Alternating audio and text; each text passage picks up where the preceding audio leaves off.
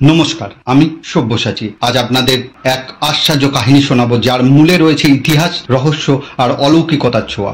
গান্ডারিয়া গান্ধারী মন্দিরের অদ্ভুত সত্য প্রকাশ। ঢাকার গহীন অলিতে গলিতে লুকিয়ে থাকা এই মন্দিরের শুধু স্থাপত্যের জন্য নয়, বরং এর সঙ্গে জড়িয়ে আছে এক বিস্ময়কর কাহিনী, যা কয়েক শতাব্দী ধরে মানুষের মনে প্রশ্ন জাগিয়ে রেখেছে। শোনা যায় এই মন্দিরের প্রতিষ্ঠা হয়েছিল মহাভারতের গান্ধারীকে কেন্দ্র করে।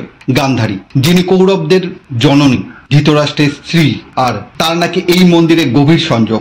বলা হয় যখন মহাভারতের যুদ্ধ শেষে ধ্বংসস্তূপে পরিণত হয়েছিল হস্তিনাপুর, তখন গান্ধারী তার পুত্রদের মৃত্যু শোকে এক অভিশাপ দিয়েছিলেন, যা সময়ের সাথে সাথে ঢাকার এই অঞ্চলে প্রতিফলিত হয়। কিন্তু গল্পের মোড় এখানেই ঘুরে যায় এক রাতের ঘটনায়। বলা হয় বহু বছর আগে এক নির্জন রাতে এক সাধু গান্ধারী মন্দিরের সামনে ধ্যানমগ্ন অবস্থায় অলৌকিক আলোর ঝলকানি দেখতে পান। সেই আলোয় প্রকাশ পায় এক ভিন্ন সত্য।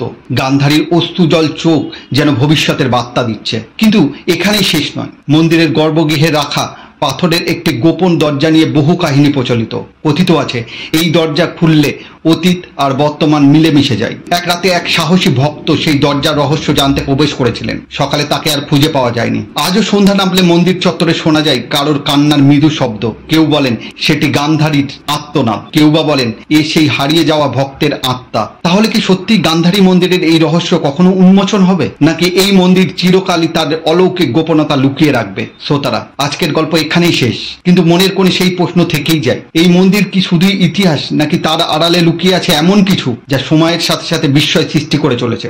ভবিষ্যতে হয়তো সেই সত্য প্রকাশ পাবে।